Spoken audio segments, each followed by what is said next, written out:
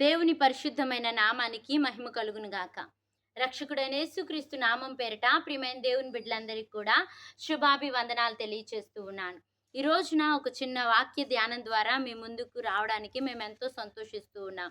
Mark సువార్త 6వ అధ్యాయము 45, 46 వచనాలు ఈ విధంగా రాయబడి ఉన్నాయి.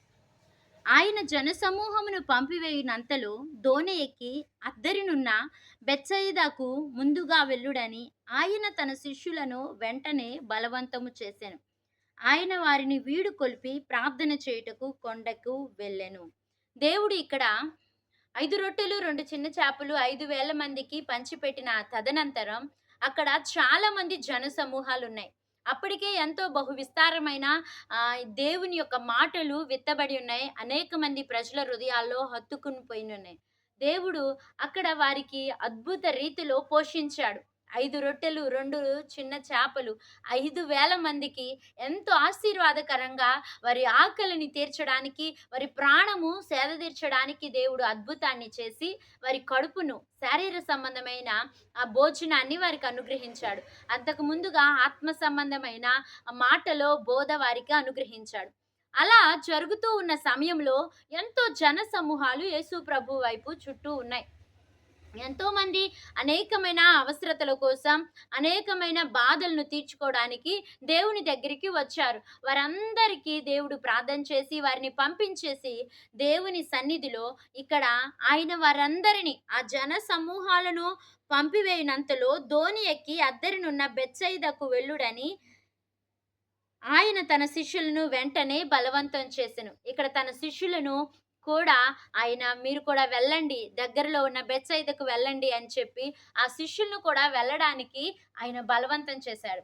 ఒక ఒక వ్యక్తిని మనం బలవంతంగా పంపిస్తూ ఉన్నామంటే ఏదో బలమైన కారణం అనేది మన హృదయాల్లో దాగి ఉంటే వారిని మరొక ప్రాంతానికి వెళ్ళడానికి, మరొక పనికి వారిని పంపిస్తూ ఉంటాం.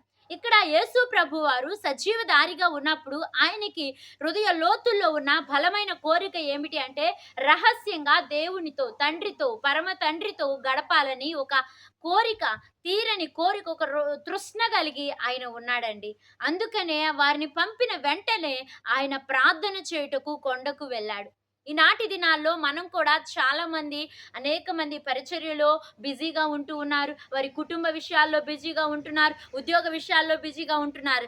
కానీ అంతమంది అన్ని బిజీగా ఉన్నప్పటికీ మన లోతుల్లో, మన హృదయాలలో ఒక మంచి ఆత్మ సంబంధమైన మనం కలిగి ఉండాలి. ఒక తృష్ణ కలిగి ఉండాలి. అదేంటంటే నేను నా తండ్రితో రహస్య ప్రార్థన చేయాలి, రహస్యంగా దేవునితో గడపాలి, వ్యక్తిగతంగా ఆయనతో నేను నా సమయాన్ని గడిపే వ్యక్తిగా నేను ఉండాలి అని ఎవరైతే ఆశ కలిగి ఉంటారో వారి హృదయాల్లో, ఆత్మీయ జీవితాలలో అనేకమైన నూతన కోణాల్లోనికి దేవుడు తీసుకుని వెళ్ళబోతూ ఉన్నాడు. నూతన ఆశీర్వాదాలతో నింపబోతున్నాడు. నూతనమైన మార్గాలు వారి కోసం దేవుడు తెరవడానికి ఇష్టపడుతున్నాడు. ఎందుకంటే మత్తయి సువార్త 6వ అధ్యాయం 6వ వచనంలో దేవుడు తెలియజేస్తూ ఉన్నాడు.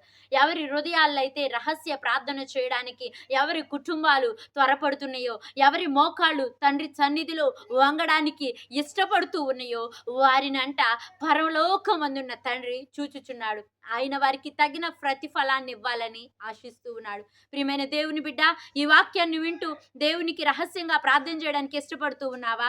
మనం చాలా సందర్భాల్లో సంఘాల్లో ప్రార్థన చేస్తాం, మందిరాల్లో ప్రార్థన చేస్తాం, ఏదైనా గృహ కూడికల్లో ప్రార్థన చేస్తూ ఉంటాం. కానీ రహస్యంగా సీక్రెట్గా దేవునితో గడపడానికి ఇష్టపడలేకపోతూ ఉన్నాం. చాలా మంది ఈ యొక్క వ్యక్తిగత ప్రార్థన లేకుండా వారి యొక్క ఆధ్యాత్మిక జీవితాలు పడిపోతూ ఉన్నాయి. ఈ యొక్క సమయంలో మీ అందరికీ ఒక ప్రేమపూర్వకమైన ఆహ్వానాన్ని, ఆత్మీయమైన ఆలోచనను మీ ముందు పెడుతూ ఉన్నాను. ఎవరి యొక్క హృదయాలు దేవుని కోసం రహస్యంగా ప్రార్థన చేసి వ్యక్తిగతంగా దేవునితో గడపాలనుకుంటున్నారో దేవుడు వారి కోసం ఇష్టపడుతూ ఉన్నాడండి. సాక్షాత్తు యేసు ప్రభుల వారే సజీవధారిగా ఉన్నప్పుడు ఆయన ప్రార్థన చేయడానికి వెళ్ళాడు. అక్కడ చాలా జన సమూహాలు ఆయన చుట్టూ ఉన్నారు. అనేక మంది శిష్యులు ఆయన చుట్టూ ఉన్నారు. వారిని కూడా తమ పనులకు బలవంతం చేసి పంపిస్తూ తండ్రితో గడపడానికి గడపడానికి ఆయన సమయాన్ని కుదుర్చుకున్నాడు. మరి నువ్వు ఎలా కుదుర్చుకుంటున్నావు? నేను ఎలా కుదుర్చుకుంటున్నాను? ఒక్కసారి మనకు మనం స్వపరీక్ష చేసుకుని తండ్రి దేవునితో రహస్యంగా ప్రార్థన చేద్దాం. వ్యక్తిగతంగా దేవునితో గడుపుదాం. ఒక బలమైన సాధనంగా తయారయ్యి అనేక మంది జీవితాలకి ఆశీర్వాదకరంగా మన మోకాళ్ళును వేసి తండ్రితో గడిపి ఒక బ్లెస్సింగ్‌గా మనముందాం. దేవుడు మిమ్మల్ని అందరినీ దీవించును గాక. ఆమేన్.